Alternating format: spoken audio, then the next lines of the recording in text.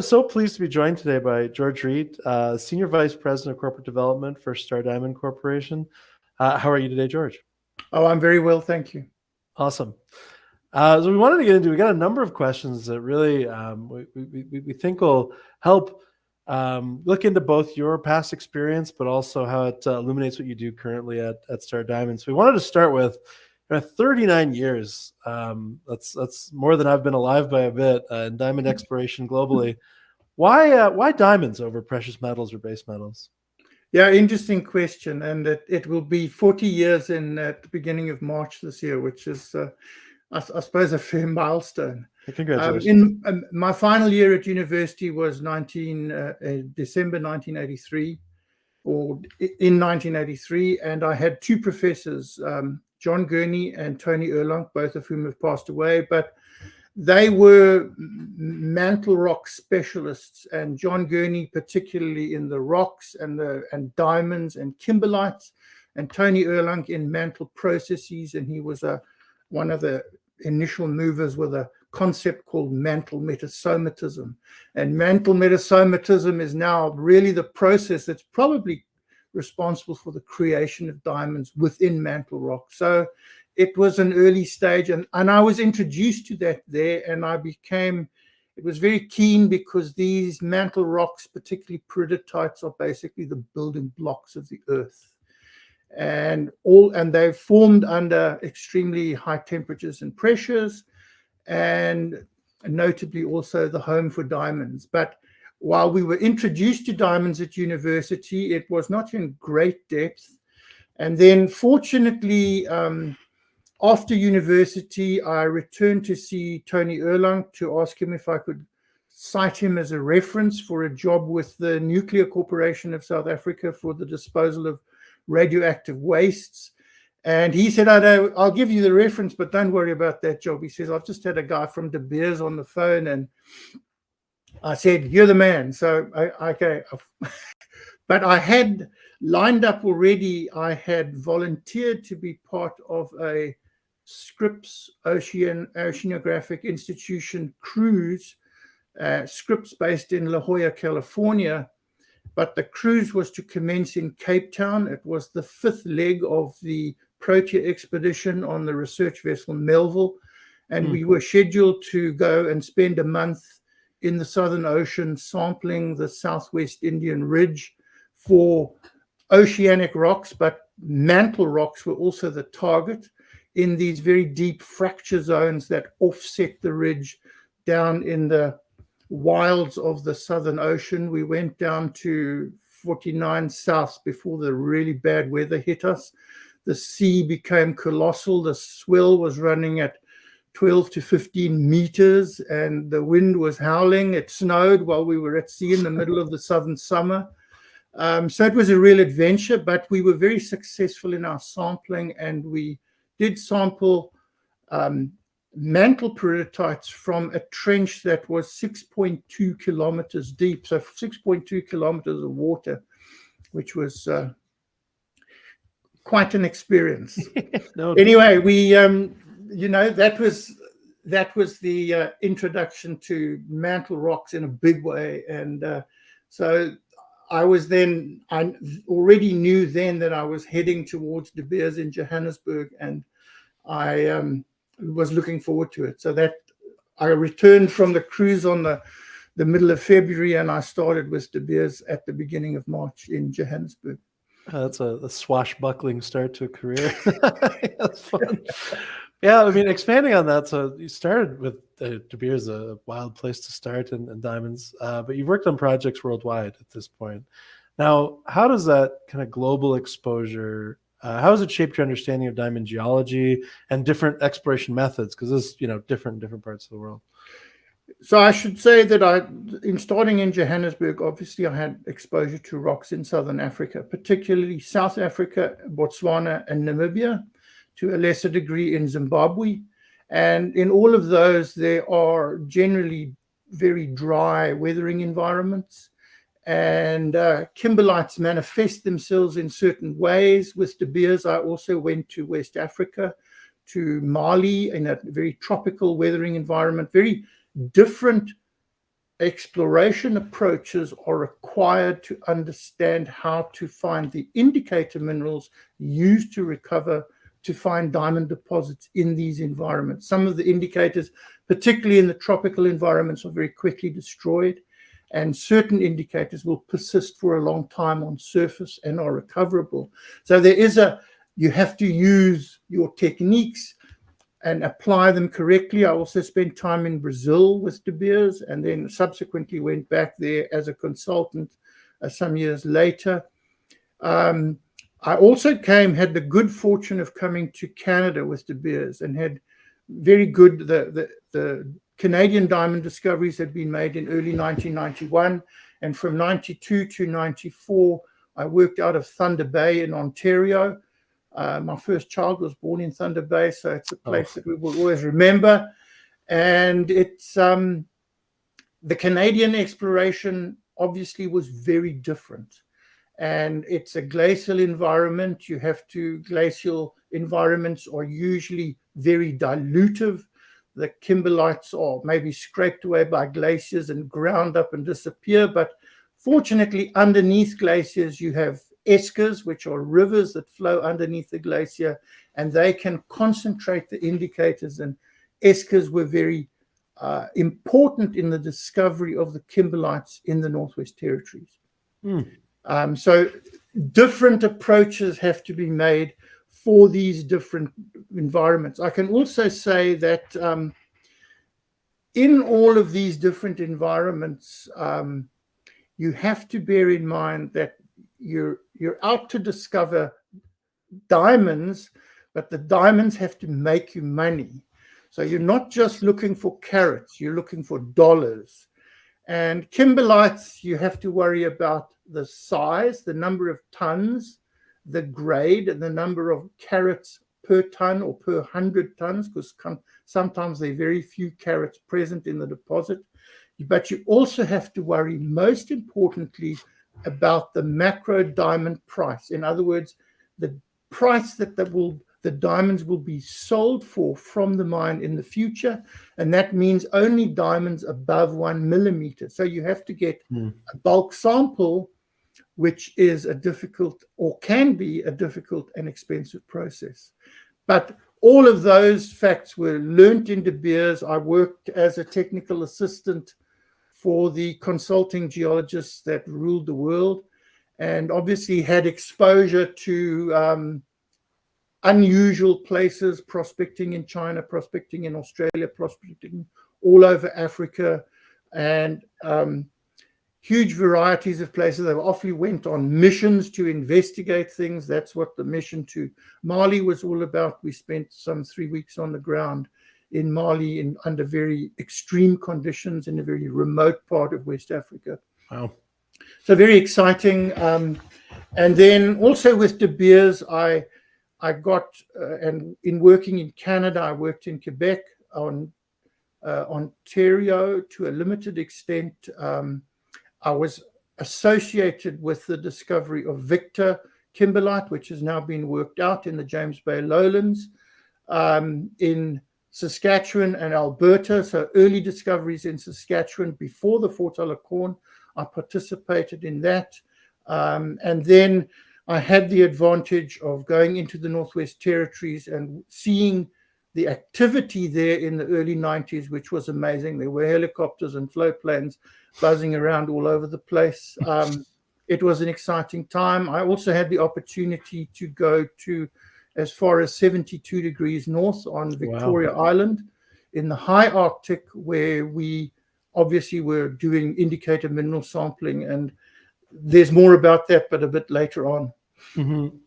That's right. Going from Brazil, Australia, Botswana. Let's fast forward and narrow in on Saskatchewan just a little bit. So how did you get started at Star Diamond? What really attracted you to the company, and what do you think is unique about the deposits? So I was working with Canabrava Diamond Corporation based here in Vancouver. We had projects in Canada and in Brazil. We had reached a stage of difficult financing. I was perhaps looking for some other opportunity. There was some company politics.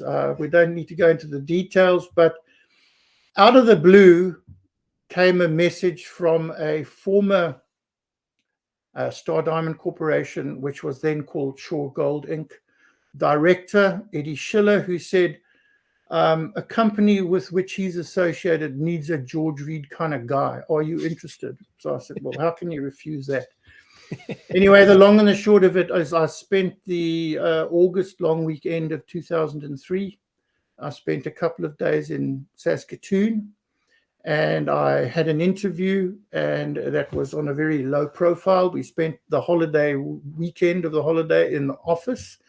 And then in the afternoon, we went out and looked at some rocks in an old core shed that I'd actually visited the neighboring shed with De Beers many years before, Wow. which is a small world. A small world. Anyway, it was the rocks that convinced me. And the rocks looked good. They had what we call macrocrystic olivines, which are big olivine crystals that have been dragged up from the mantle in the region where diamonds may crystallize. And as a diamond exploration geologist, first you have to find the indicators, then eventually you find the deposit, and then the deposit doesn't have any diamonds in it. So here we had the deposit, it had diamonds in it. So I thought we're 50% ahead or maybe more in the game. So I took the position. Oh, that's great. And over such a career, you've obviously solved a number of diverse problems in diamond exploration over the years. Can you share just an example for our audience? I know there's a lot of geologists who watch these. An example of a complex problem and the solution that your team came up with for him? I'll share two. The second one is perhaps a bit more complex. Is when I first in 1996, I resigned from De Beers and I elected to come to Canada as a landed immigrant, and I came here on my own dime with my family. And having arrived early on 2 exploratory visits in 1996, I met a company that was interested in my services, and they had some data that they were convinced there was a greater opportunity with it. It had mostly been thrown out of the window as being not good. And so they thought they'd get my opinion on it. Anyway, I did basically a day or two's work and decided that, one, they had a kimberlite, and two, it had a probability of diamonds. And well, if you fast forward a couple of years, lo and behold, it was the snowy owl kimberlite found on Victoria Island in the high Arctic, and it did have diamonds in it. So while it was not a huge economic success, it was a real technical success, which was very nice. And it was reinterpreting data from good knowledge or good experience and deciding that certain factors that were being thrown out at the time were really smokescreen and were perhaps not particularly valid. One of the ideas was that there was not a stable cratonic rocks on Victoria Island. I disagreed with that idea. And certainly we found diamond-bearing kimberlite subsequently on Victoria Island. Now we'll come right up to the recent, is I'm currently part of a team that is investigating the similarities of diamond populations on the Star kimberlite and the Orion South kimberlite, but not just in a small way. We're looking at a very, very detailed approach, which requires quality sorting of the diamond populations, very large, both large diameter drilling populations as underground bulk sampling populations. All of the diamonds are sorted into very specific categories. And the idea is that adjacent kimberlites usually have completely different diamond populations. It's very rare in kimberlite eruptions for adjacent kimberlites to even have diamond populations that are the same.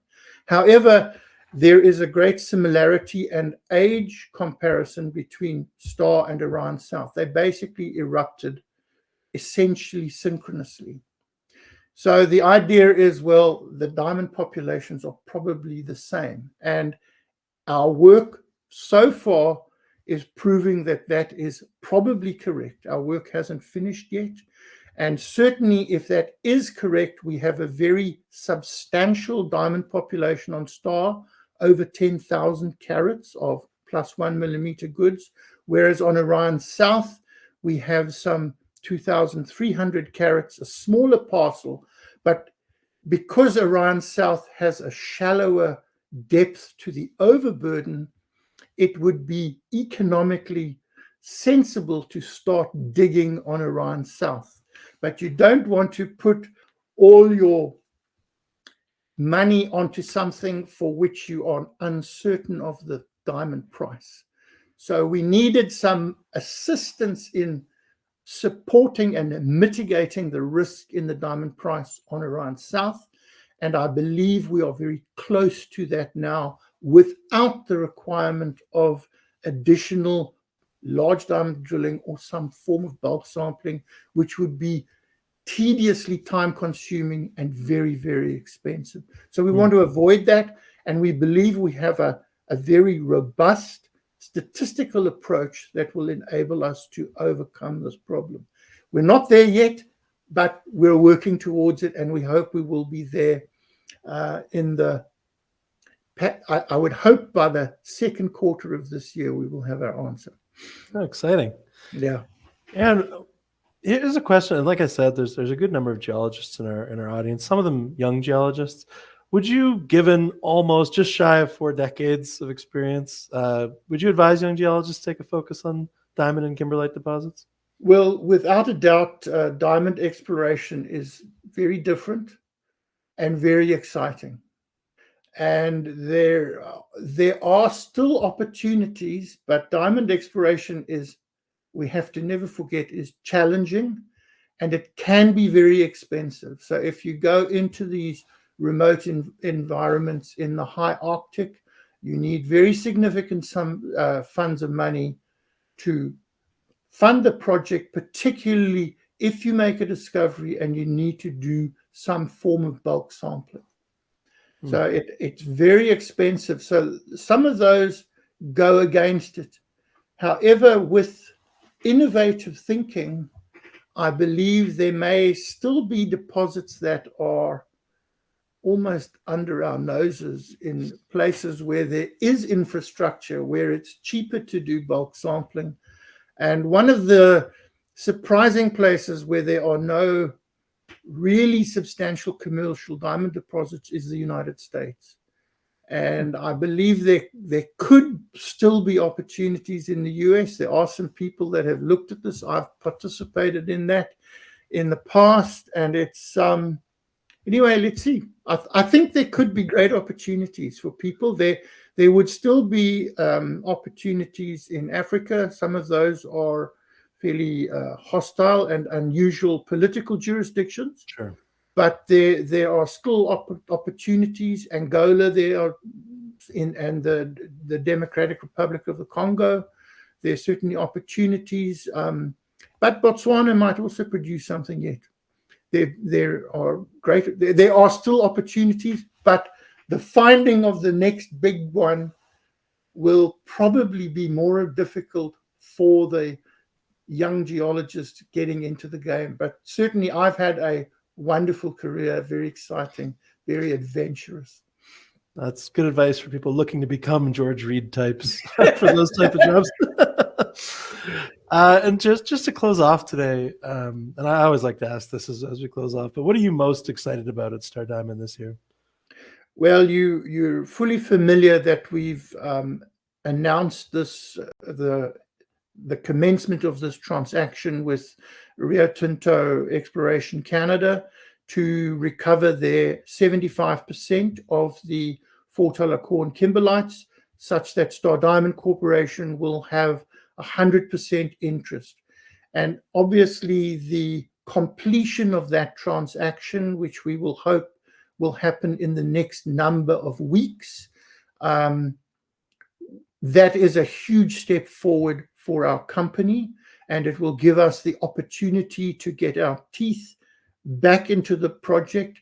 The first thing we want to do, which we've suggested already in a news release in early December, is we want to revise our mineral resource. We have some very good results which came from Rio Tinto's trench cutter bulk sampling program. We want to integrate those with results we have from underground bulk sampling and large diameter drilling. We believe these results will strengthen the mineral resource, and that will give us the building block on which to proceed with a pre-feasibility study, which will enable us to take a very innovative approach to develop a project of this magnitude in central Saskatchewan. That's great. This was really fun. George, thanks so much for joining me today. Thank you very much. I'm thrilled to be joined today by Ewan Mason, Star Diamond's chair and interim CEO. Ewan, how are you today? I'm very well. How are you? I'm good. So we got a couple questions here really to get into your past experience, but then also into your work at Star Diamond. So I'll get started. I know what you transitioned from. This is such an interesting transition from contract geologist to corporate financing, which to me is it's such a dramatic change in day-to-day activities. So I'm really curious what sparked that shift in your career and what it meant to you. Well, there were a couple of bartending gigs in between there too, I have to admit. But basically, the mining industry, when I got into it, I had 3 decent years, but it started to get pretty tight, and there weren't a lot of jobs out there. And I was always a contract geologist. In the last one, there either wasn't enough work for me to come back for the field season, or they didn't want me back, one or the other. I'm not sure which. And I just said, hell with this. I have to get something, that I can grow with. And I'd always wanted to be a mining analyst. And so I went and got accepted to the top 3 MBA schools in the country and picked one of them. And I thought I was going to be a mining analyst. So that's how it all started. It didn't end up that way. Careers never quite end up exactly where you think they're going to go. No. Yeah. So you worked at the Canada's largest banks for sure, at RBC and TD. RBC Dominion Securities, it looked like you played a key role in global coverage of mining conglomerates, so adjacent to being a mining analyst for sure. And also looks like you relaunched the mining investment banking team at TD Securities. So I'd love to know how these 2 experiences on kind of that side of the industry shaped your view of it altogether, shaped your view of the mining industry. Well, I originally was hired by Richardson Greenshields in the investment banking industry. And so I became an investment banker, not a mining analyst. And then shortly thereafter, RBC bought Richardson Greenshields. And so I was a vice president at that point in time. And the powers that be decided that they wanted to send me to their London, England office because they really wanted to get started on the international mining business, which was a great idea. They did not have a mining guy in the office at that time, but they had people that were making some good efforts. So I transferred over there, and RBC has great contacts around the world. And from there, I covered South America, Australia, New Zealand, Europe, pretty much everywhere that there was a mine. And I met a lot of people and a lot of good people. And I really started to understand that the parochial view that we have as Canadians isn't the way it is. There's a whole other world out there.